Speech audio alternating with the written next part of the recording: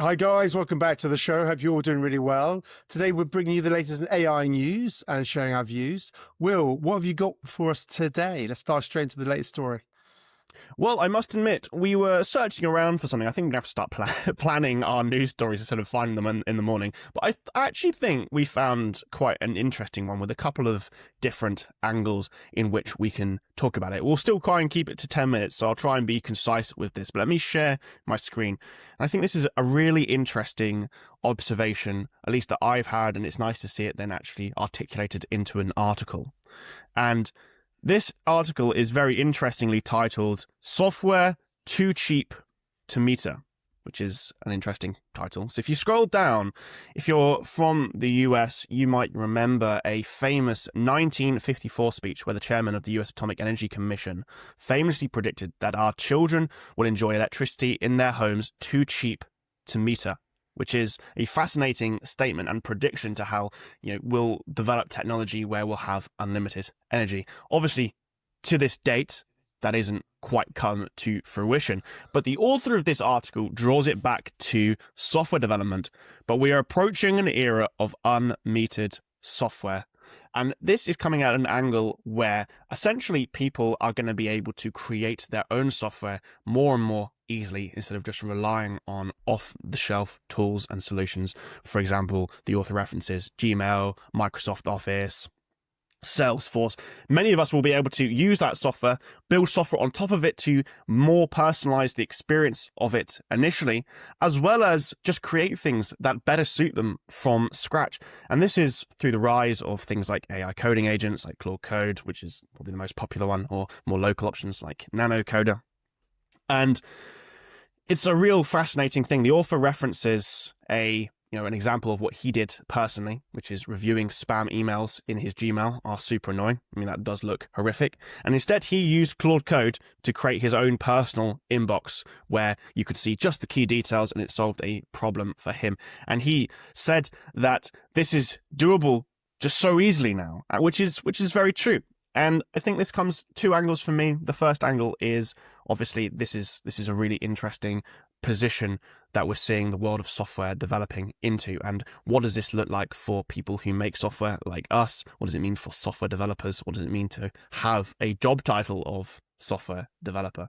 The other angle, and one I'm more pleased about, is obviously the idea of sovereignty. People don't have to rely on off-the-shelf options as much anymore, and they can actually build their own personal, owned, local, if they want it to be, software that is theirs and theirs alone, which is really interesting. It makes it less of a business, more of something as an extension of you. So no, I thought this is a really pertinent and fascinating topic. I'll be really keen to hear what your thoughts are, Ben. Well, I mean, to be honest with you, I think we've seen this trajectory coming for quite a while, haven't we, in terms of the cost of software, the cost of all technology. Technology is one of those things that is deflationary. It's becoming more efficient, it's becoming faster, it's becoming better, and the cost of technology as a whole tends to go down. You look at your TVs. TV prices don't go up and up and up, like cars, for example. They come down and get down. The technology just gets better and better, and that filters down into lower end TVs. And so software as we see it in terms of specifically software, there's tons of free software that and obviously there's software you can buy. So I think this trajectory is obviously the way technology is, and it's really interesting because you can really get into like an interesting sort of thought experiment around about which I've done several times, and I might have talked about in some of my old videos, but around if we are getting better at things, which means the cost of things are getting cheaper in terms of technology, why isn't the rest of the world like this? Why do we see groceries becoming more expensive? Why do we see car prices going up? Why do we have this thing called inflation at 2% as a target? Where's this arbitrary number come from? Now, I'm not going to go into that whole sort of debate because I could go down a whole rabbit hole of, decentralized money, the manipulation of money, why it's done, and all the rest of it. That's not the purpose of this video. But technology is a deflationary beast. And without a doubt, this is the trajectory. I think it's really fascinating. And I think with AI specifically, like you touched on, it enables people from all walks of life to create more software. There is an abundance, and with AI, there's going to be a huge abundance of innovation, technology, and it's just exploding as we're speaking. So that's obviously deflationary, and drives the cost to near zero, which means it's phenomenal for efficiency, for innovation, for people to be able to use it. So it's fantastic on many levels. Potentially, what does that mean for software developers? Well, it's quite hard to commoditize, what you're building. I think we read something wild that 97% of apps fail to make any revenue, or something wild like that. So 3% of any apps in 2025, I think it was, make more than £100 or something like that. I can't remember the exact statistics, but basically the vast majority of you, if you're building apps, are going to fail. And that's just the reality, because there is so much competition and it's so hard to do it, and to do it well. So it's really interesting. So yes, there is an abundance, but that brings good sides and downsides, I guess, for builders. So that's my initial sort of thoughts on it.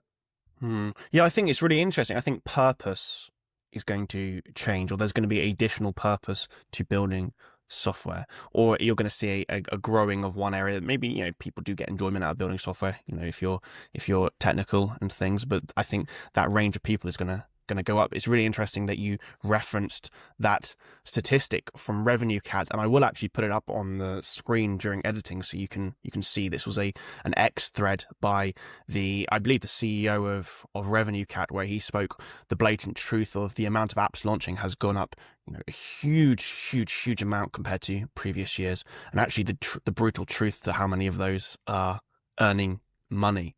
Not very many. Yeah, I might have got those statistics completely wrong, by the way. Because I don't think you're far off. I don't think you're far off. I think it's a brutally low number of apps being launched in the last year or so have made absolutely no money and never will make any money. So what this tells us, or at least what it tells me, is I think the purpose of software development is going to change. Whereas people are getting into it right now because it is easy to do, they're trying to make businesses out of it. Some will succeed, some will fail, most will fail. But I think as it continues to get easier to enter, what's going to happen is people are going to be creating software for the purpose of just having extensions yourself. Personal software, things that are just for you. They're not going to try and create a business out of it. They're going to try and make their own workflows faster, or their own lives a little easier, maybe for those around them as well. And it's never going to try and make a business out of it, which is certainly a paradigm. You're going to still have big software businesses. Maybe they're going to struggle more and more, but this commodity that it's going to become, it's going to be so easy to do that, as I said, people are just going to be creating it for themselves without any business intention at all. So it will be, as we keep saying, very interesting to see how it plays out. So when we think about the that huge volume of software development that's going to happen, the cost of the drive to zero, the whole paradigm, how AI is playing into it, how do you see the monetary model changing in terms of the way AI's? I mean, this is something we've been discussing in terms of bots taking direct payments and things like this, because it's like the abundance of technology driving the cost down to zero. There has to be a monetary level at some point, but does that monetary level get replaced from that human interaction where it's it's slow, and you have to decide if you're going to buy something, and then it has to be processed by the other person, and where the speed almost is getting so exponential, both in terms of software development, but then the whole process of that flow of software interacting with other software. Do you see bots interacting and just directly doing transactions and in terms of the cost going down, becoming microtransactions and fractions of a cent or fractions of a penny. How do you see that playing out?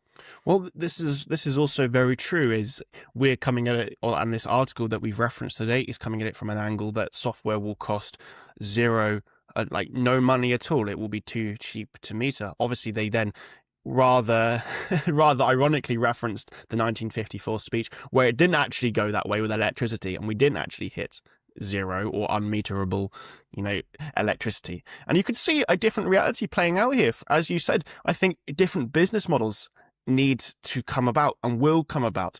Obviously, over the last couple of weeks, we've seen a very stark account of what business is like within open source and tech for the massive front end framework Tailwind CSS. The CEO of it came out and did quite a moving monologue on the difficulty of it and how AI has played a massive part in the demise of it. And in a return to that, they obviously got a bunch of sponsors, but there was a lot of conversation around new business models through literally LLM microtransactions and how there is existing protocols that could facilitate this. There are existing ideas. There are new ideas. And I definitely 100% could see it moving in that direction as well, where you're not necessarily paying for a monthly subscription like you once did. You'll be topping up a credit account for want of a better word, and LLMs can use that balance to pay for the resources that you're accessing and you are using. That makes complete sense. It allows people to pay for things when they're not actually accessing those services themselves manually like they did before. And it allows people to earn off of those projects. So we might see a whole different paradigm of business. And I think that is actually a really exciting one, because I think it solves a lot of issues, albeit there's a lot to work out. It's interesting, isn't it? Because I wonder if that sort of article almost reflects where, the current state of the world, almost maybe even before the AI, but actually the reality is that sustainable? Is that, future where it's zero cost? Is that sustainable? Because if software developers aren't going to make any money, who's going to be developing the software? Or are you going to be happy to have yourself monetized as a free service and selling your data to to the big corporates? But ultimately, I think you're right. I think that paradigm where I think the model changes from SaaS that we're all used to basically just buying what you need. 100%. You're not tied into any particular thing, but your bot or the bot that you want or whatever it is just interacting with whatever tools it needs. And it's making that decision faster because you're basically saying, I want this output, and the bot's figuring out the best way, and provided it's got that budget to manage, then it's free to do it and just go quickly, crack on. And just takes that human element, which is always the slow part, out of the equation. So I mean, maybe that's the ultimate future that we're going to be witnessing in the next sort of 5 years or so. So we'll see. Interesting story, Will. Thanks for digging that one up. That's okay.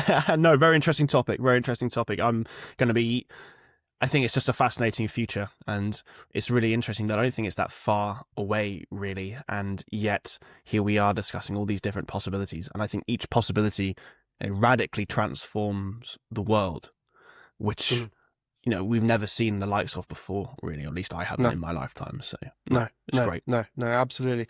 And just one final point is, I mean, obviously to do these sort of microtransactions, we're going to have some kind of